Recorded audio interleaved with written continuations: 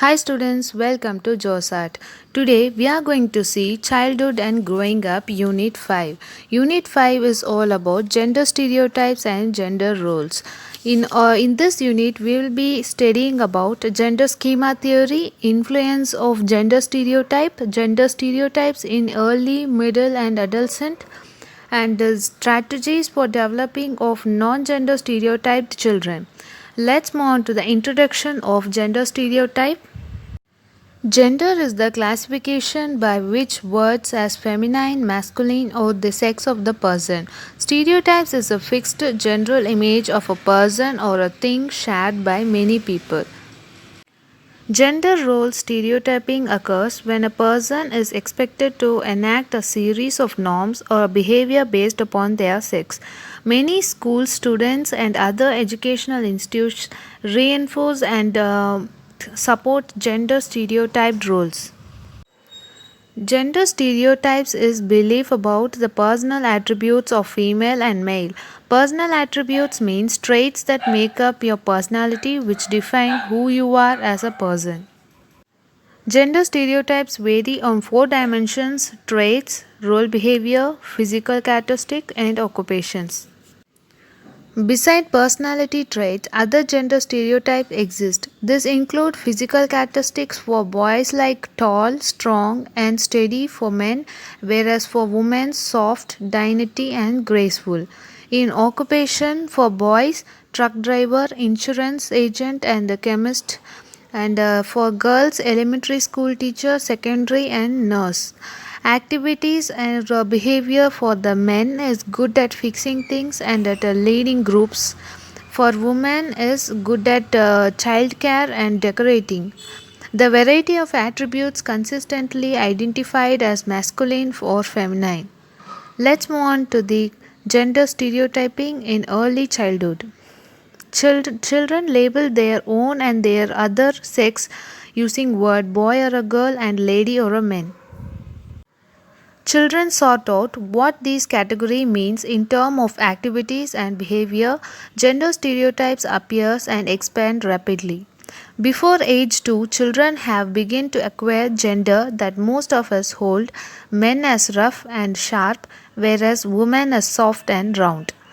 Preschoolers associate gender stereotype and roles by toys, articles of clothing, tools, household item, games, occupation, colors like pink for girls and blue for boys, behaviors like relational for girls, physical aggression for boys.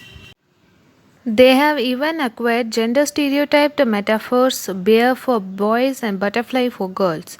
During early childhood, gender stereotype beliefs strengthened when children were asked whether gender stereotypes could be violated. More number of 3 to 4 years old answered no to clothing, hairstyle and play with certain toys, whereas 3 to 6 year old are about not wanting to be friends with a child who violates a gender stereotype, or a boy who wears nail polish, a girl who play with the trucks.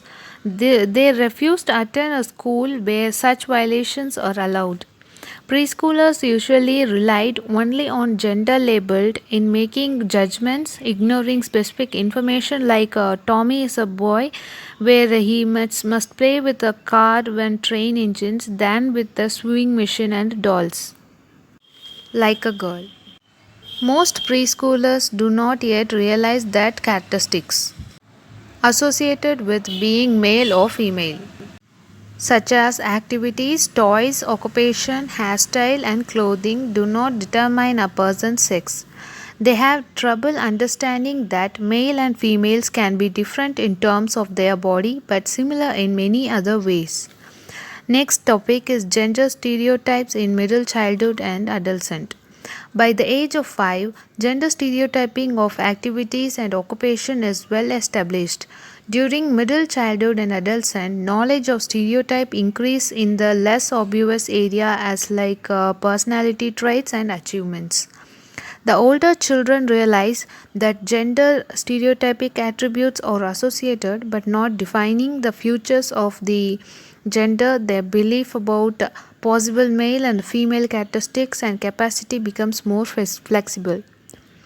Let's see the personal traits in gender stereotype in middle childhood and adolescence. To access stereotyping of personality trait, researchers ask children to assign masculine adjective like tough, rational, and cruel, whereas the feminine adjectives like gentle, affectionate, and dependent. Middle childhoods are children good at sizing up people's disposition. Stereotyping of personality trait increase steadily in middle childhood, becoming adult like around age 11.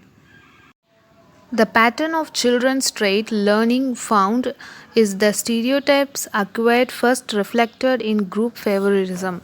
Kindergartner thought second gardener graders had a greatest knowledge of trait stereotypes that portrayed their own gender in a positive light.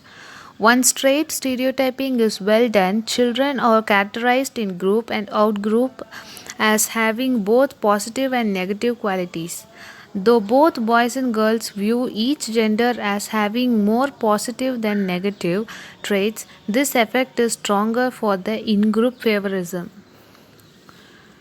Achievement areas. Shortly after entering elementary school, children figure out which academic subject are, and skills are masculine and which are feminine.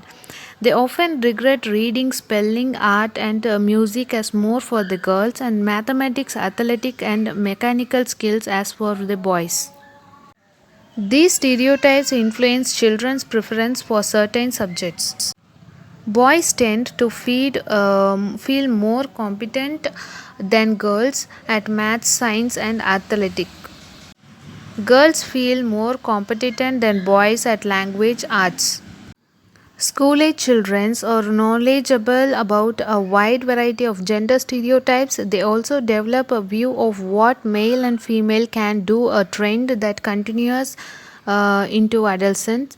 As they develop the capacity to integrate conflicting social cue, children realize that a person's sex is not a certain predictor of his or her personality trait, activity, and behavior. Between age 7 and 13, children of both gender become more open-minded about girls and boys get same opportunity. When 5 to 10-year-old were asked why only men had been elected to the US presidency, the most frequent explanation was that men would not vote for a woman candidate. Next is influence on gender stereotyping and gender role adaptation. This can be discussed in many concepts like biological influence, sex hormone and gender typing, environmental influence, perception and expectation of adults.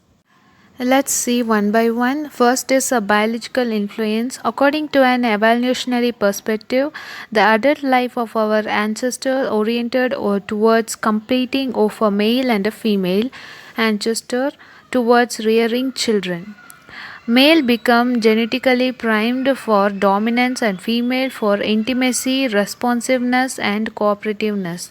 Two sources of evidence have been used to support the role of biological cross-culture similarity in gender stereotype and gender role adoption, the influence of hormone on gender role behavior. Cross-cultural findings reveals that most society promote instrumental traits in male and expressive traits in female. For example, a small agricultural settlement in Kenya, mothers work 4 to 5 hours a day in the garden while our older siblings care for younger children, tend the cooking fire and washing dishes.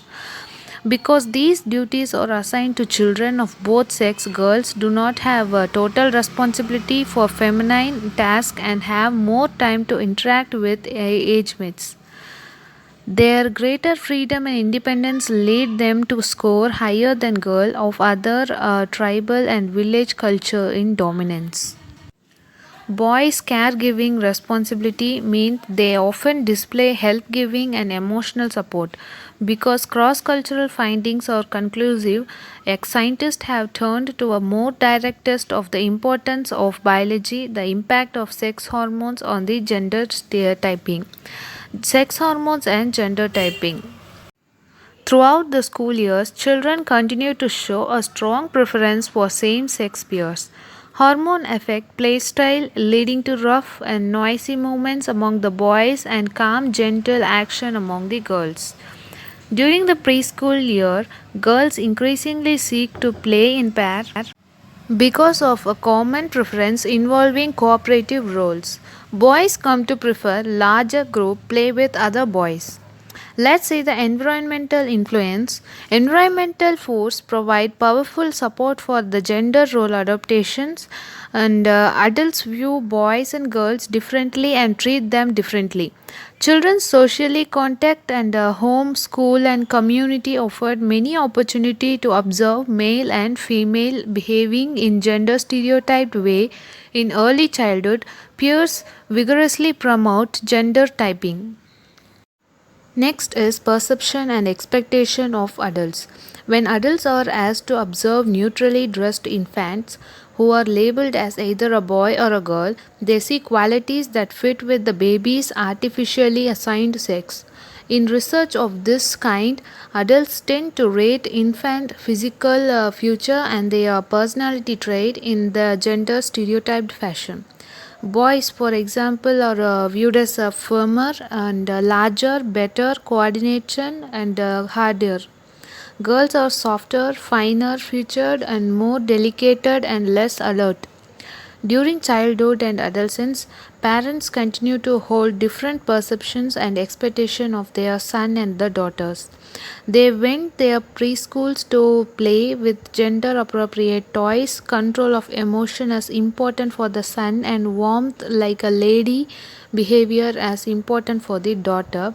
When asked about attitude towards cross gender behavior, parents of preschooler responded more negatively to the idea of boys than girls crossing gender lines.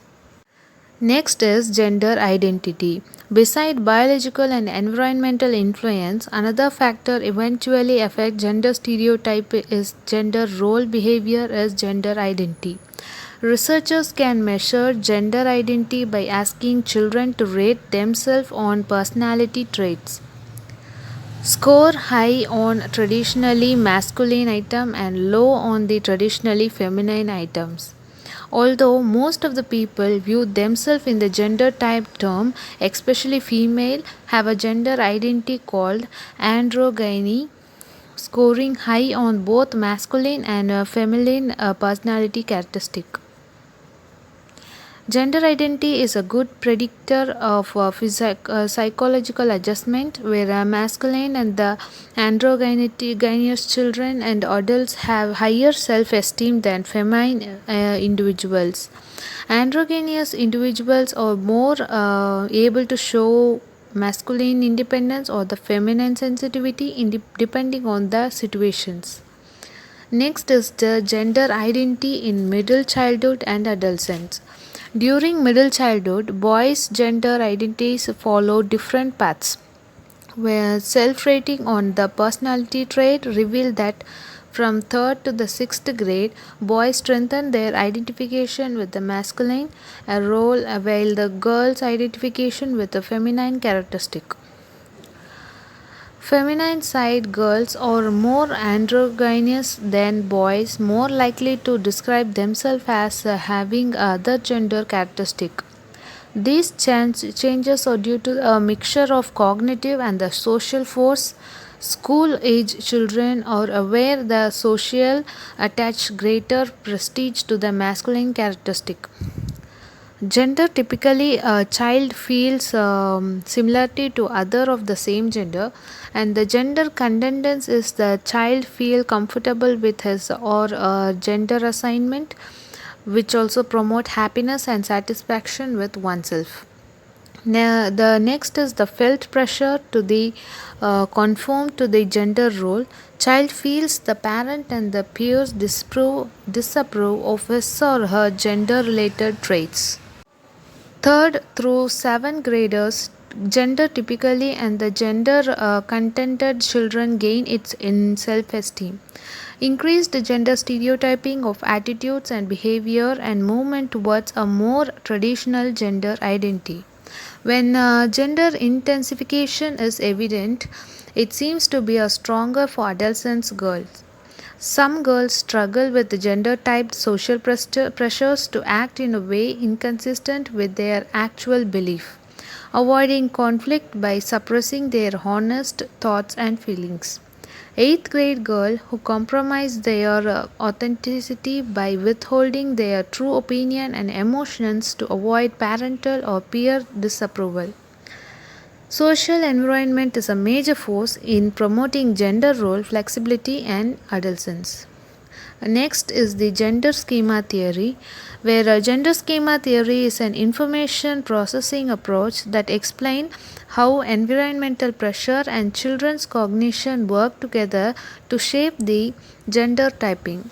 It also integrates the various elements as of gender typing, gender stereotyping, gender identity, and gender role adoption into a unified picture of how masculine and the feminine orientation emerges and are often strongly maintained. At an early stage, children pick up gender stereotyped preferences and behavior from others. At the same time, they organize their experience into gender schemas as masculine and feminine category that they use to interpret their world. As soon as preschoolers can label and appropriate the stability of their own gender, they select gender schema consistent with it and apply those categories to themselves. Their self perception then become gender typed, and schematic thinking is so powerful than when children see other behaving in gender inconsistent way. They often cannot remember the behavior or distort their memory to make it gender consistent. For example, there is no male nurse found and there is no female engineers found. Next is strategies for development non-gender stereotyped children. Stereotyped ideas about what's suitable for boys or girls can limit children's opportunity to learn and develop. Here are some strategies that teachers can do to help create an environment which encourages children to think of themselves as individual rather than editing their choice through a gender filter. There are some topics that create a safe space, provide a range of role models, make the most of book, make sure they aren't girls' job and boys' job, and use inclusive language, think about rewards and sanctions. Let's see one by one. Create a safe space. Schools should be a safe environment to learn and explore. You can help children by reassuring them that it's okay to be different and encouraging a culture of acceptance. Next is the provide a range of role models. Give children real life example that counter stereotypes both in your own activity and topic work and external visitor. Where possible, we also try to get visitor who challenge stereotype. So we always ask if we can have a female firefighter or a police fighter or a male nurse. Next is make the most of the book. Take a look at the stories and factual books in your classroom. They are example of working women, caring father, active girl and creative boys. Is there so? And next is make sure there aren't a girl's job and the boy's job. Is it always three strong boys who move the chairs or two trustworthy girls who take a message? It's impossible, and there is a possible to be a changes happens there. It's easy to fall into a pattern, mix it up and try asking something different. Encouraging children to work in the mixed pair or a group can have benefits too. Working in a mixed pair and groups challenges them. They have to be more adventurous about talking and learning from each other. They stay on task more and talk in full sentence. Next is use inclusive language. Small changes like saying children instead of girl and boy, or parent and career, or families rather than moms and dad, can help to affirm the things we have in common rather than our difference. Next is think about reward and sanction. Are boys and girls rewarded differently or given a different sanction for similar behaviors? Check it out. The conclusion of this unit is it could be said that the roles of the male and female derived from their assumed characteristics. These are the self reflection of our society in terms of the role that men and women are supposed to take on by repeatedly showing such stereotypical assumptions on the respective gender roles. When in reality, gender is subjective and comes in various forms and shapes. At last, we have come to the end of the unit in childhood and growing up. Please make use of it, and the notes of this unit is given in the description box below.